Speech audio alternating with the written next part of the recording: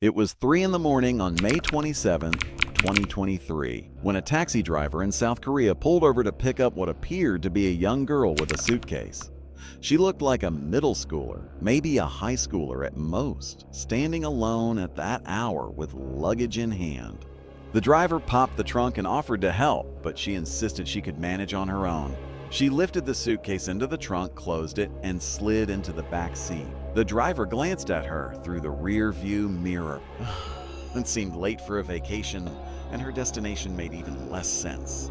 She wasn't going to an airport or a bus terminal. She wanted to be dropped off at a local park near the river. Still, he had no reason to question her. At 3 in the morning, he was just grateful his passenger was a polite young woman instead of a drunk businessman. He drove quietly to the park. She directed him where to stop, paid him, and stepped out. Once again, she hauled the suitcase out of the trunk herself. It looked heavy, forcing her body to lean forward slightly as she pulled it. She told him not to worry, that she could handle it. He watched as she practically skipped into the park toward the grassy field, dragging the suitcase behind her.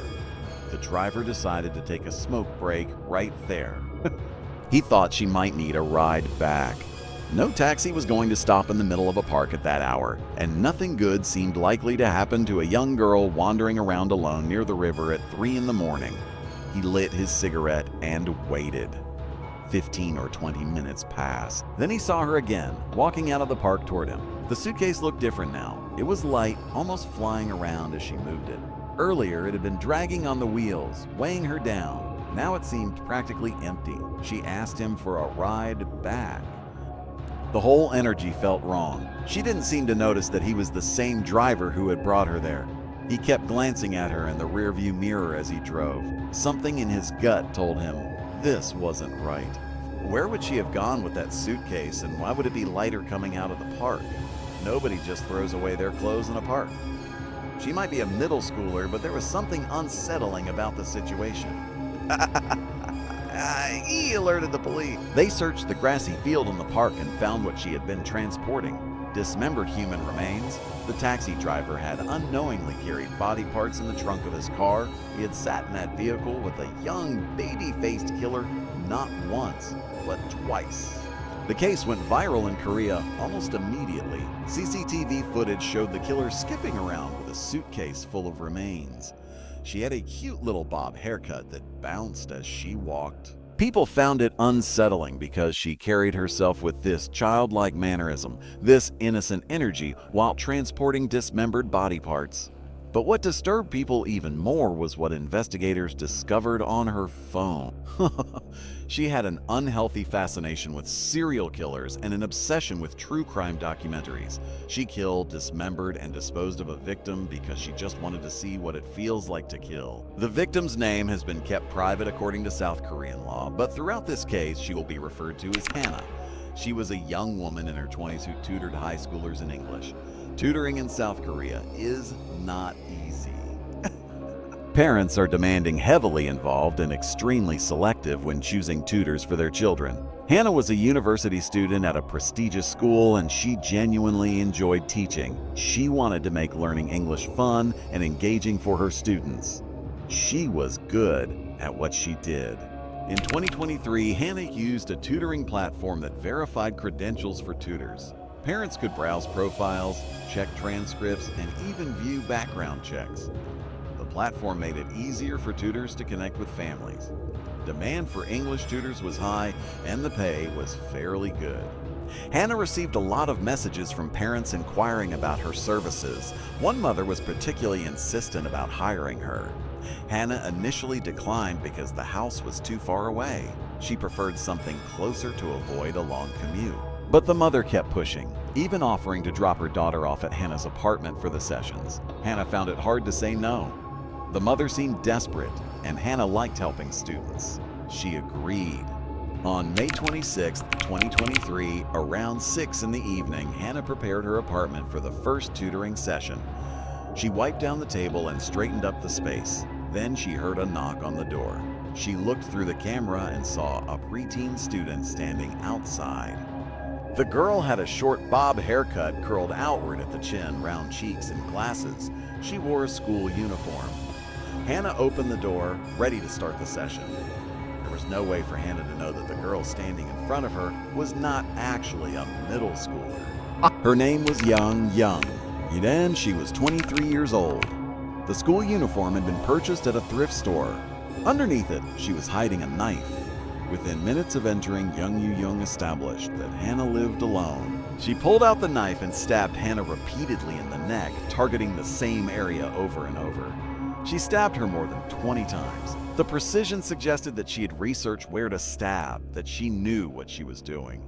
After killing Hannah, Jung Yoo-jung spent the rest of the evening at the apartment, possibly pretending it was her own. She even changed into a jacket that belonged to Hannah. CCTV cameras captured her going in and out of the building multiple times that night, hauling cleanup tools from her own place and bringing a suitcase. The footage showed her looking relaxed, even casual. She took taxis back and forth, visited a local store to buy bleach, knives, and trash bags. She brought everything back to Hannah's apartment and began dismembering the body. She spent the rest of the night and into the early morning hours doing this. Then she stuffed parts of the body into the suitcase, called a cab, and headed to the park. On the CCTV footage, she appeared almost carefree, skipping along with the suitcase as though she were going on vacation. People who saw the footage said it was the nonchalance that unsettled them the most. She looked like a sweet, innocent girl next door. Around 3 in the morning, she put the suitcase into the trunk of the taxi and directed the driver to drop her off near a wooded area by Nakdong River. This was a spot she loved. She often went on walks there. She got out of the taxi, walked into the grassy area, and scattered the remains. A university forensic professor later noted that the location may have been chosen deliberately. The tall grass near the water held a lot of insects and environmental factors that would accelerate decomposition. Within a week, the body parts would have been difficult to recognize or identify. If she had not been caught, the evidence might have disappeared entirely, but she was caught. The taxi driver called the police. Another bystander saw her throw away a large trash bag filled with bloody blankets and leggings before walking away with the suitcase. 5 hours later, she was arrested. There was a rumor that the taxi driver had felt blood on the suitcase when he helped her unload it, but a colleague of the driver later came forward anonymously to say that didn't happen. The driver simply noticed the weight difference and the suspicious circumstances. His gut feeling was strong enough that he couldn't sleep without calling the police. Some said the fact that a male taxi driver, someone who had probably seen plenty of bizarre things at that hour, was so unsettled by a young girl with luggage meant something was deeply wrong. There must have been some sort of energy she gave off, something that felt off. Police rushed to the field and found the scattered remains. With the taxi driver's description and information about where he had picked her up and dropped her off, they quickly located Jung Yoo-jung and arrested her. When authorities questioned her, she remained calm and collected. She didn't seem alarmed. She explained very calmly that the dismembered remains were from her baby. She claimed she had delivered a baby at home, killed it because she didn't want to be a mother, and scattered the remains during a psychotic break. It wasn't clear how she thought she could get away with such a lie. Medical examiners could easily confirm that the remains were not from a baby. Her body showed no evidence that she had even been pregnant. After arresting her, authorities also found Hannah's ID near the remains, along with bloody clothes and other body parts. They went back to Hannah's apartment and found more evidence. When they confronted her with the truth, she suddenly complained of stomach pain. She said she was going to die.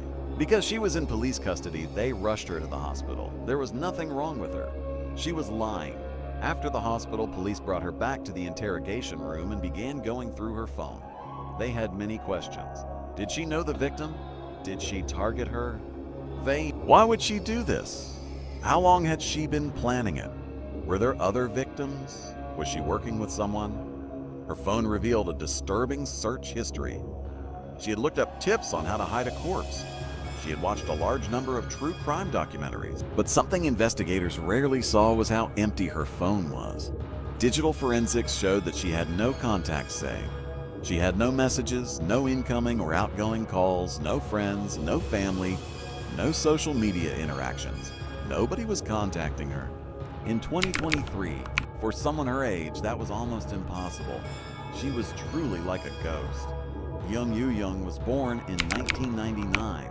She was sent to live with her grandfather early in her life because her parents were too busy to take care of her. Her grandfather was listed as her sole guardian throughout her entire childhood. In many cultures, including Korean culture, it's common for grandparents to help raise children while parents work. But the fact that her grandfather was listed as her sole guardian suggested something more significant may have happened with her parents, whether through divorce, absence, or neglect. Growing up, Jung Yoo-jung was described with a specific word that rarely comes up in cases like this: invisible. Not just quiet, not just shy, not just introverted. Invisible. Former classmates said that if you waved to her in the hallway, she would never respond. She wouldn't smile, nod, or wave back.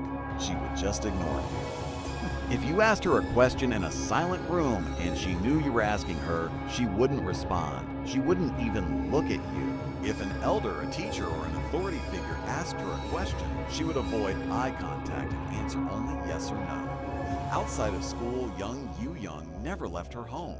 Neighbors reported almost never seeing her out walking, hanging out with friends, or even inviting anyone over. There was one oddly specific thing that stood out. She hated talking to people, but if she was at a convenience store and was owed even a penny in change, she would ask for it back. Most people in Korea wouldn't bother with a single penny. They'd just leave. But she would insist on getting it back no matter what. It was one of the few times she was vocal. Former classmates also stated that she was never bullied. Nobody picked on her. Nobody forced her to retreat into her shell. Nobody bothered her at all. She would just float through her childhood like a ghost. She was so good at being unnoticeable that she could walk into a room and no one would look up or even hear anything. Her presence was unknown. She was unseen, unremarkable in almost every way. But she did unsettle her former classmates. They reported that she would sit behind curtains alone, just hiding herself, though not really hiding because you could see that there was a person behind the curtain. You would look at the shoes and realize it was Jung Yoo-jung. Sometimes you would hear crunching noises from behind the curtain. She would just be sitting there eating snacks. A professor named Lee Yo-young, an expert in teen psychology and behavior, was interviewed about the case. The professor stated that her behavior was very unusual for a teenager. Adolescence is a time of pure curiosity about peers. Teenagers want to know what their peers think, how they dress, what they have to say about everything. They have an innate desire to understand and be part of their peer group. This was nothing like that. The professor stated that if they were to evaluate this type of behavior, they would categorize it as psychopathic tendencies being displayed at an early age. Jung Yoo-jung put as much effort into her schoolwork as she did into getting to know her classmates.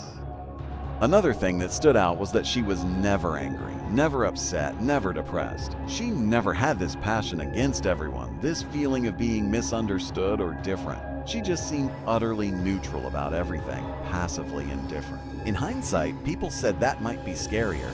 She still managed to graduate in 2018 from Gyeonggi Girls High School. She had no idea what she wanted to do with the rest of her life, but she also had zero intention of trying to explore things and figure it out. After graduation, she had no social outlet, nothing on her schedule that would force her to interact with people. She became totally disconnected from society. She would stay in her room all day with no connection to anyone. She told her grandfather that she was studying for the public government official exam, but it was clear she was using this as a delay tactic, an excuse to have in her back pocket if her grandfather ever noticed that she had no social life, no job, no plans for her future. She milked this excuse for the next 5 years. Every day it was the same. She was studying for the entrance exam. She was receiving financial support from her grandfather while she studied. He expected that she would pass, find a job, get paid, and hopefully pay him back for all the hard work he had done raising her.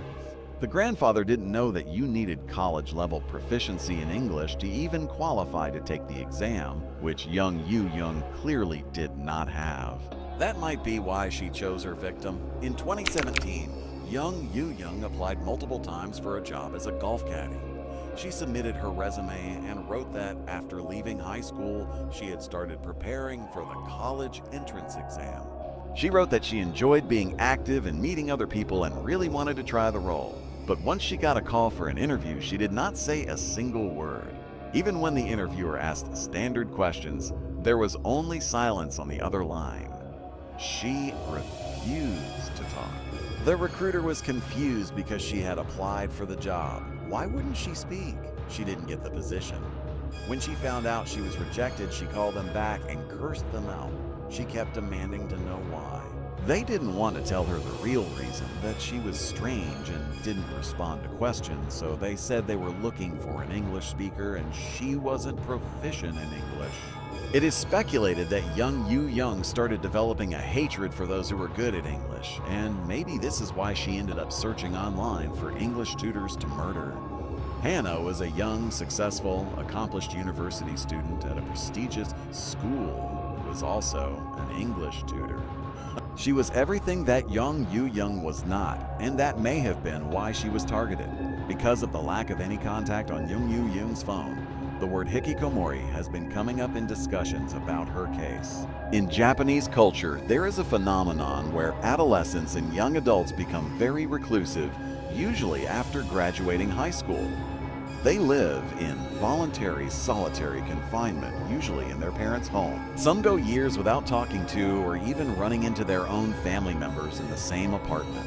Many coordinate their comings and goings to avoid seeing a single human being. Some go decades without seeing anyone outside their immediate family. According to the Japanese Ministry of Health, Labor, and Welfare, hikikomori is defined as the state of avoiding social engagement, education, employment, and friendships, with generally persistent withdrawal into one's residence for at least 6 months as a result of various factors. Estimates say there are at least over 1 million hikikomori in Japan alone, probably close to 1 million in South Korea, and potentially millions in China. The Japanese government even released a guide for hikikomori on what to do in the event that their parent passes away. There was a case where a hikikomori's mother had passed away in the house and he did not report her body or do anything. Jung Yoo-jung was not exactly hikikomori. She could go out. She liked to take walks in the park. The only consistency was that she had no social interaction with people. Hikikomori are not dangerous people. Jung Yoo-jung was something different entirely. Hi. One Redditor who identified as hikikomori wrote that if something forced them to go outside, like a sudden fire inside the house, they would be unable to step outside into the world. Another Redditor said it sneaks up on you. You think it's okay for a month, then you do it for 6 months, then a year, then 2 years, and then you realize all of your peers are light years ahead of you economically, socially, mentally. You feel like there's no way you can even try to catch up. So what's the point? Psychologists say that the more one doesn't socialize, the less they know how. It's something you can technically forget. It's like talking. You have to learn to talk again. It becomes a vicious cycle of not socializing for even longer because you forget how to do it and then it repeats. This is happening in Japan, China, South Korea, and the United States. Some behavioral scientists have credited this retreat from society to the overwhelming pressure of succeeding in Asia's work culture after high school. In China, some attribute it to the nation having profoundly more men than women, putting pressure on men looking for partners. These men decide they don't want to partake in the game that society plays and completely withdraw. Technology has made this easier. Back then, hikikomori in Japan would read manga and watch DVDs, but now with the internet, people feel like they don't have to go outside. Everything can be done online. They can watch shows, watch YouTube videos, talk to people anonymously without feeling exposed or vulnerable. They can go to safe forums. Everything can be delivered at their fingertips in record time, especially in places like South Korea, Japan, and China. It's so easy to never leave. It's gotten so bad that there are services where you can hire young, pretty women to come and try to talk to predominantly male hikikomori. Parents hire them to try to lure their sons out of their rooms. This phenomenon is affecting millions of people around the world. It's very lonely. The lack of social connection can lead to mental health issues like depression, anxiety, substance abuse, chronic conditions like high blood pressure, heart disease, diabetes, and a higher risk of dementia. Most of the time, hikikomori are nonviolent, introverted, modern-day hermits. Many who were interviewed said it started with just 1 or 2 days staying in their room on the internet. They thought it was nice. Then it was a month, then 6 months, a year, 2 years. A lot of them felt like it was too late, like they had already ruined their lives. They felt like they had spent the most formative years doing nothing. They couldn't get a job in the competitive Asian work economy. People just out of prestigious colleges couldn't even get jobs. How were they supposed to, after doing nothing for 5 years? Many reported deteriorating health, weight gain, acne from staying in their rooms and eating all the time and staring at their computers. That would prevent them from going out even more. They felt awkward around people. They felt like everyone was staring at them. They felt like they didn't fit in. The longer it went on, the harder it was to reintegrate back into society.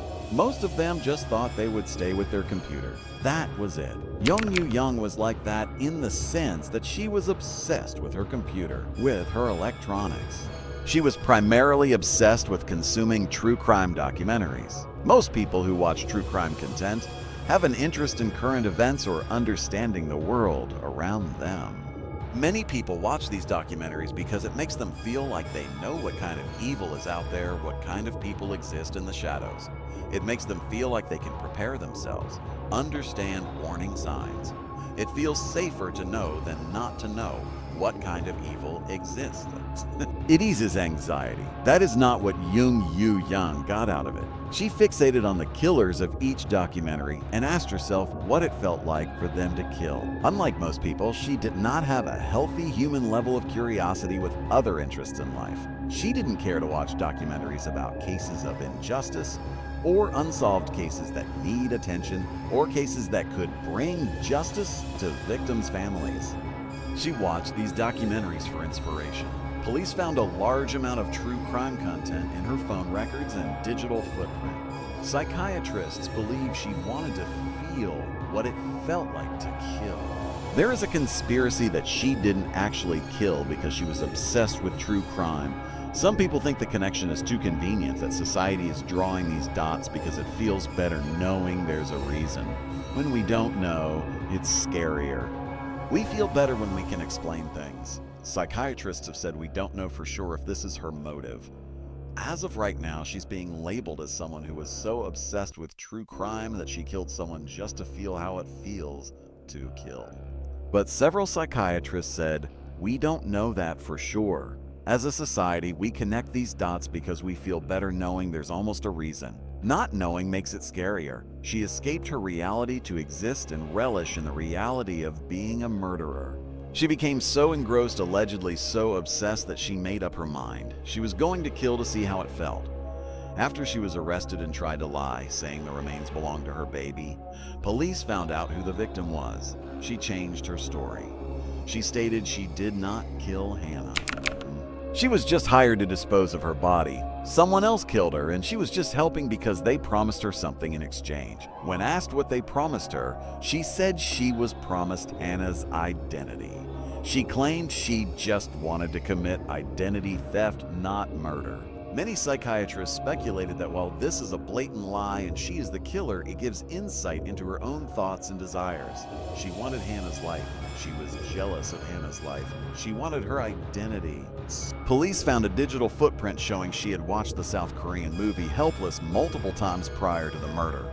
This was allegedly one of her favorite movies. It's a Korean thriller about a couple traveling to meet the husband's parents in the countryside. They stop at a rest stop to get coffee, and when the husband returns to the car, his wife is gone. She's not picking up her phone. She just vanished. He searches through the rest stop, finds a hairpin in the bathroom, but she's not there.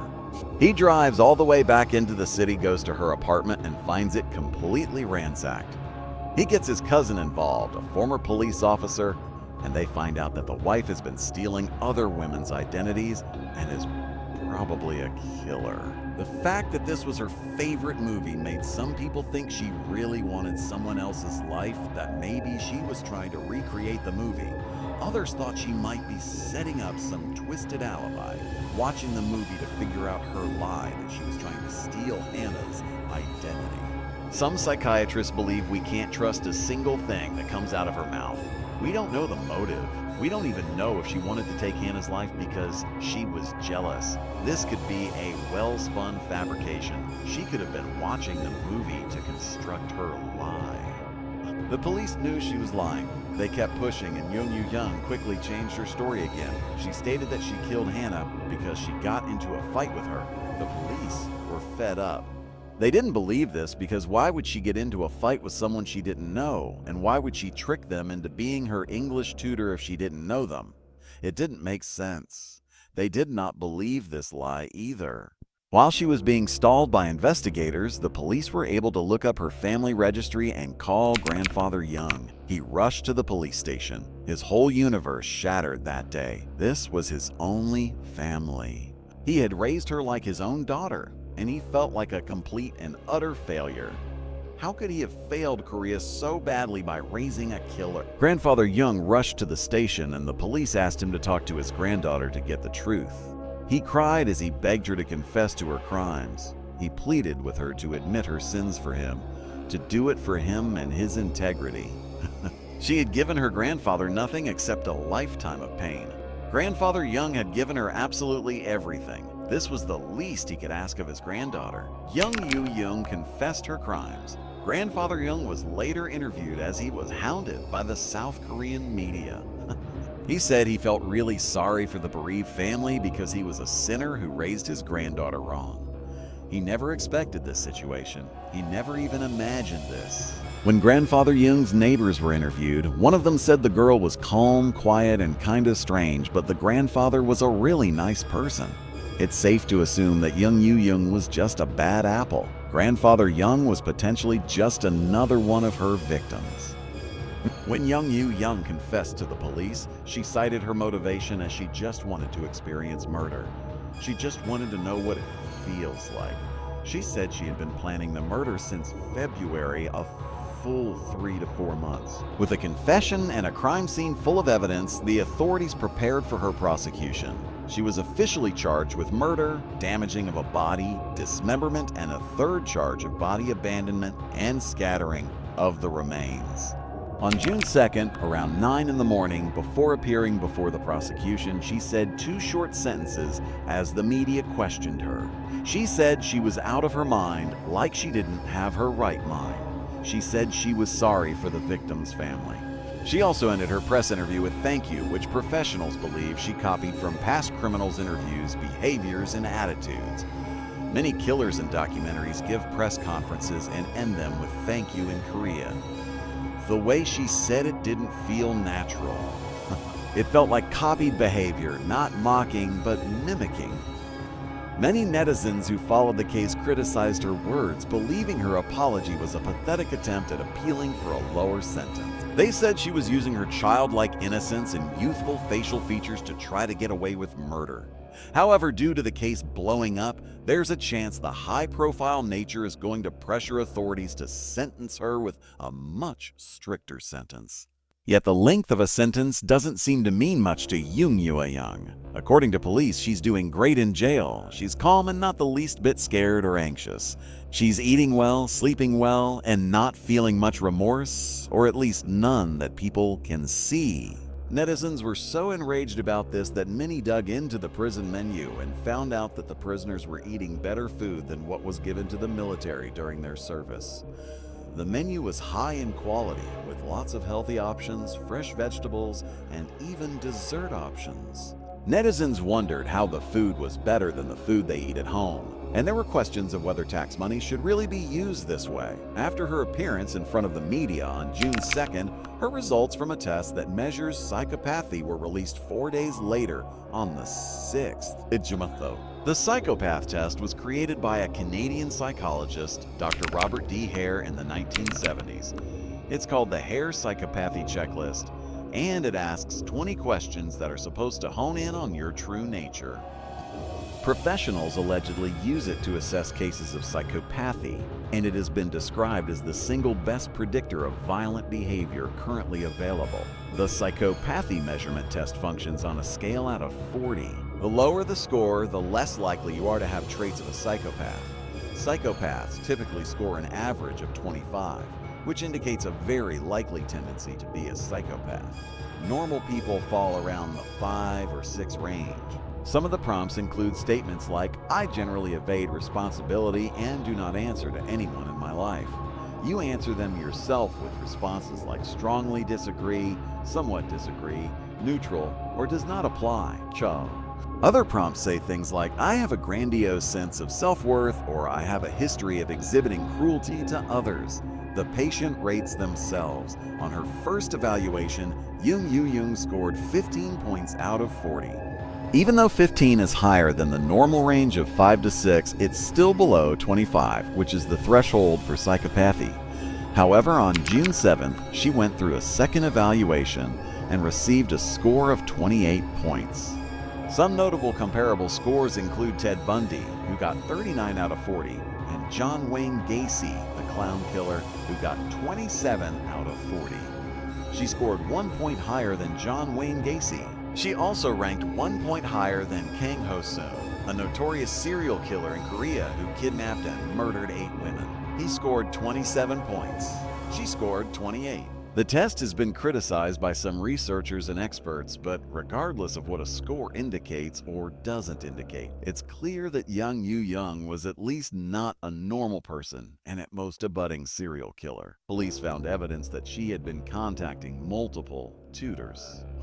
According to Professor Yoon-young, a specialist in criminal psychology, if she hadn't been caught on her first kill, there's almost a 100% chance that she would have killed again. Another criminal psychology professor chimed in to state that they believed Jung Yoo-jung as a pathological. The professor even went as far as to speculate that everything she has stated so far, her obsession with true crime, her wanting to feel what it's like to kill someone, all of that is a lie.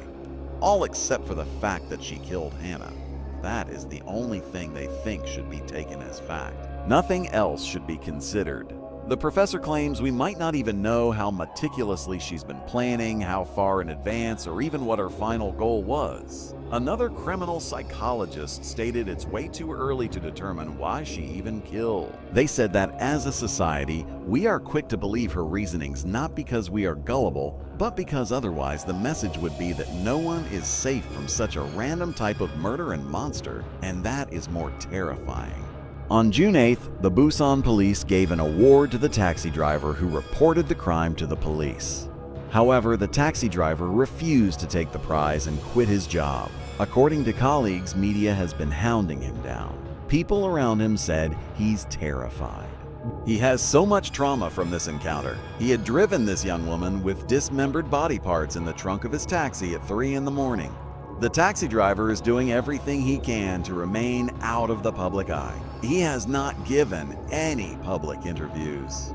Some theorize that because South Korea is notorious for letting people out, he does not want his name out there.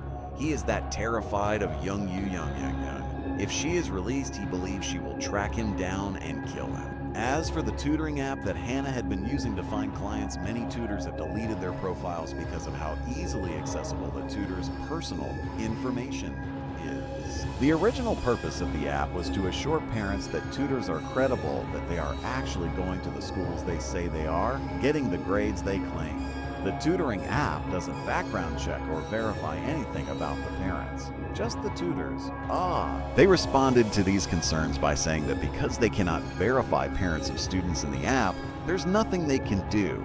They've done little to solve this problem and protect the tutors. This type of crime is not unheard of in Korea. In December 2022, one man faked his identity as a high school student and lured a female university student tutor to his house in an attempt to assault her. In 2021, one man also faked his identity, kidnapped a university student who was a tutor using a similar app, kept her hostage for up to a month, and subjected her to multiple assaults.